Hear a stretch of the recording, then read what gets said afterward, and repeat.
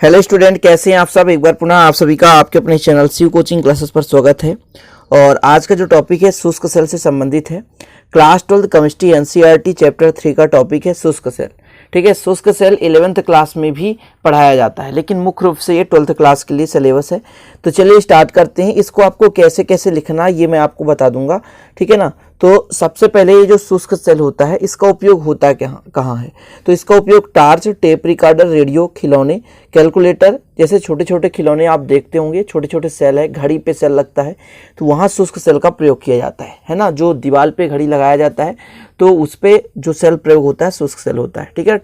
Torch जो होता है आप देखे होंगे 3 सेल उस पर लगता है तो उस पर भी शुष्क सेल का प्रयोग किया जाता है, जो कि इसी प्रकार का होता है।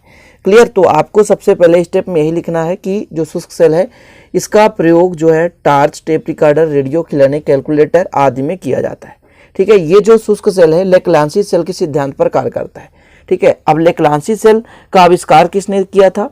तो जी लेक्लांसी ने सन 1868 में किया था, ठीक है। याद रखिएगा, लेक्लांसी सेल का आविष्कार सन 1868 में लेक्लांसी ने किया था। क्योंकि ये लेक्लांसी सेल हम क्यों बता रहे हैं? क्योंकि ये जो शुष्क सेल का सिद्धांत है वो किस पर आधारित है? लेक्लांसी सेल पर आधारित है। तो इतना आप लोगों को पता होना चाहिए कि लेक्लांसी सेल का आविष्कार जी लेक्लांसी ने सन 1868 में किया था, ठीक है। अब देखिए जो शुष्क सेल है वो होता कैसे है, तो आपको पूरा संरचना बताना, इसके बाद जो भी रासायनिक अपक्रिया होगी वो आपको लिखना पड़ेगा। क्लियर। चलिए, तो सबसे पहले मैं आपको बता दूं शुष्क सेल के लिए, तो यहाँ पर लिखना है आपको कि शुष्क सेल में, ये आपको दिख रहा है ना बाहरी परत, तो शुष्क सेल में Zn का एक खोखला आवरण रहता है। ये जिंक का आपका जो बाहरी आवरण दिख रहा है वो जिंक का क्या है? एक खोखला आवरण रहता है, जिसके अंदर अमोनियम क्लोराइड और ZnCl2 का पेस्ट भरा रहता है। NH4Cl है, ठीक है ना, ये NH4Cl है। अमोनियम क्लोराइड और जिंक क्लोराइड का यहाँ पर पेस्ट भरा रहता है, ठीक है। मैंने क्या कहा? शुष्क सेल में Zn का एक आवरण यानी खोखला आवरण रहता है, जिसके ऊपर से अर्थात जिसके अंदर यहाँ पर अमोनियम क्लोराइड और कम मात्रा में ZnCl2 का जल में बना पेस्ट लगा रहता है या भरा रहता है, ठीक है। अब इसके अंदर भी आप देख रहे हैं कि एक भाग ये जो कैथोड है इसके भी चारों ओर एक आवरण है, जिसके अंदर MnO2 और कार्बन का मिश्रण भरा होता है। जैसे देख सकते हैं एक कैथोड है, कैथोड जो है कार्बन या ग्रेफाइट का क्षण होता है। कैथोड जो है कार्बन या ग्रेफाइट का क्षण होता है, जिसके चारों ओर MnO2 तथा कार्बन चूर्ण, ये कार्बन चूर्ण का काला पेस्ट भरा रहता है। ये आप देख सकते हैं कार्बन चूर्ण और काला कार्बन का पेस्ट भर रहता है, ठीक है। इतना क्लियर हो गया। अब जो ये जस्ता होता है स्टूडेंट, ये जस्ते के ऊपर कागज के एक आवरण रहता है, मोटे कागज का आवरण रहता है। क्लियर। तथा जो आपका जिंक है इसके यहाँ पर देख सकते हैं ये आवरण बाहर से, तो ये स्टील का आवरण रहता है जस्ते के ऊपर। ये बाहर देख सकते हैं यहाँ पर, जिसे पिच सील कहते हैं। तो ये किसका होता है? स्टील का आवरण लगा रहता है, या आयरन का भी आप लगा सकते हो कि जिंक के ऊपर आयरन या जस्ते का आवरण लगा रहता है। क्लियर। इतना समझ गए। तथा इसके ऊपर धातु की एक टोपी लगी रहती है जो कि विद्युत का चालक होता है, जिसमें से आवेश प्रवाहित हो सकता है। तो कैथोड यहाँ पर धन है और एनोड आपका यहाँ पे ऋण है। ये एनोड जो है ऋण है, ठीक है ना। तो कैथोड यहाँ पर धन है जो कि कार्बन या ग्रेफाइट का क्षण लगा रहता है, जो कैथोड की भांति कार्य करता है। और जो जस्ते का जो आपका बाहरी खोल है, यही जो स्टूडेंट क्या काम करता है? तो ये एनोड का काम करता है, ठीक है। जब सेल में कार्य होता है, ये जो सेल कार्य करने लगता है, तो जो इसमें जिंक है, ये जिंक है, तो इलेक्ट्रॉन खोता है, मतलब इलेक्ट्रॉन देता है और Zn2 पॉजिटिव आयन के रूप में हो जाता है। और यही जो आयन है NH4Cl में विलय हो जाता है, ठीक है। Zn जो है यानी बाह्यतम जो खोल है, बाहरी खोल आवरण है, वो 2 इलेक्ट्रॉन त्यागता है। 2 इलेक्ट्रॉन त्यागने के बाद Zn2 पॉजिटिव बनाता है, और जो 2 इलेक्ट्रॉन होते हैं स्टूडेंट, तो ये अमोनियम क्लोराइड जो भरा हुआ है इसके साथ विलय हो जाता है। अब ये इलेक्ट्रॉन कहाँ जाता है? कैथोड पर जाता है। कैथोड पर जाकर के ये इलेक्ट्रॉन समाप्त होता है, मतलब कैथोड पर इलेक्ट्रॉन चला जाता है। अब इसमें अवक्रिया होती है, ठीक है। अवक्रिया होने के बाद इसमें आपको बताना पड़ेगा कि जो Zn है 2 इलेक्ट्रॉन त्यागता है, Zn2 पॉजिटिव बनाता है। इसके बाद आपको बताना है कि जो विद्युत अपघट्ट है उसमें विद्युत अपघट्ट कौन सा है? Ammonium chloride. जी जब ये टूटता है तो अमोनियम क्या बनाता है? पॉजिटिव, ठीक है, और Cl नेगेटिव के रूप में टूट जाता है।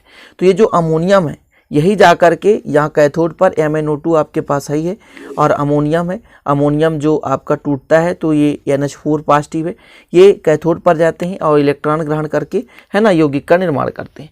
तो अभिक्रिया मैं यहाँ पर लिख देता हूँ, आपको दिक्कत नहीं होगी कि इस पर होने वाली अभिक्रियाएँ, इलेक्ट्रोड पर होने वाली अभिक्रियाएँ यहाँ पर लिख लीजिए। इलेक्ट्रोड पर होने वाली अभिक्रियाएँ,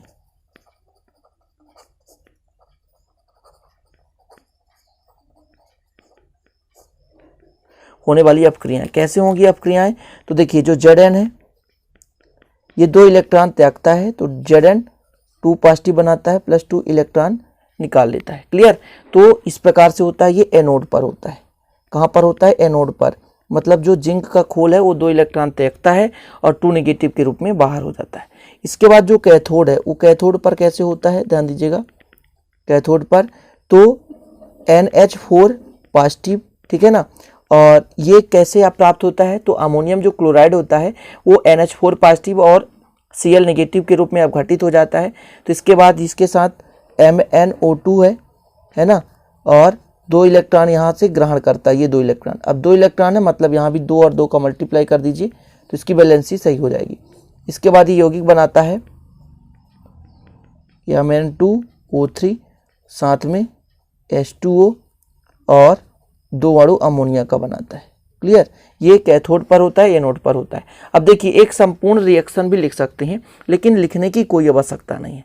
आप एनोड पर इतना लिख दें, कैथोड पर इतना लिख दें, बस। इस पे जो होता है ये ऑक्सीकरण होता है, ये ऑक्सीकरण होता है, और यहाँ पर जो होता है अपचयन होता है। ठीक है, क्या होता है? अपचयन। ये ऑक्सीकरण और ये अपचयन हो गया। तो एनोड पर ऑक्सीकरण होता है, यहाँ पर इलेक्ट्रॉन त्यागा जा रहा है इसलिए यहाँ पर ऑक्सीकरण हो रहा है। ध्यान दीजिएगा, इलेक्ट्रॉन त्यागना ऑक्सीकरण कहलाता है। जैसे हाइड्रोजन निकलता है तो ऑक्सीकरण होता है, और जब इलेक्ट्रॉन त्यागा जाता है तो ऑक्सीकरण होता है। तो एनोड पर ऑक्सीकरण हो रहा है, कैथोड पर अपचयन हो रहा है। तो इतनी रासायनिक अभिक्रिया आपको लिख देना है, ठीक है ना। कंप्लीट इतना लिख देंगे काफ़ी है। अब यही जो आपका Zn पॉजिटिव है, यहाँ पे जो Zn पॉजिटिव है वो अमोनिया से क्रिया करके, अमोनिया से सेल के भीतर ही, समझ रहे हैं, जो अमोनिया गैस है, ये जो आपका अमोनिया दिख रहा है, जो अमोनिया है ये किसके साथ क्रिया करता है? Zn पॉजिटिव के साथ क्रिया करता है। और यही जो Zn पॉजिटिव है ये आपस में क्रिया करके अमोनिया के साथ क्या बना लेता है? तो सहसंयोजी यौगिक का निर्माण कर लेता है। क्लियर? यही सहसंयोजी यौगिक जो होता है स्टूडेंट, तो आपस में ये जो अंदर सेल का दाब है वो दाब को बढ़ने से रोकता है, तो दाब नहीं बढ़ पाता। क्लियर? इतना आप लोग जटिल आयन जिसको बोलते हैं, जैसे यहाँ पर मैं लिख दूँ कि Zn, यहाँ पर मान के चलते हैं Zn है और ये 2 पॉजिटिव के रूप में है, किससे क्रिया करेगा? अमोनिया से क्रिया करेगा। तो ये बना लेता है Zn NH3 का होल 4 और यहाँ पर 2 पॉजिटिव। जितनी आवश्यकता होगी वो ले सकता है, ठीक है ना। तो इस प्रकार से ये आपस में क्रिया करके जटिल आयन बनाता है जिससे दाब नहीं बढ़ पाता। क्लियर? तो एक बार पुनः समझें, इसको आपको लिखना क्या है।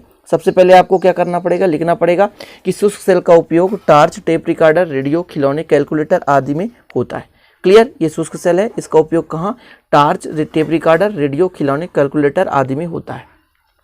यह लेक्लांसी सिद्धांत के आधार पर कार्य करता है। इसमें शुष्क सेल का इस शुष्क सेल में Zn का एक खोखला आवरण रहता है, ये खोखला आवरण है जिसमें NH4Cl और कम मात्रा में ZnCl2 का जल से बना पेस्ट भरा रहता है।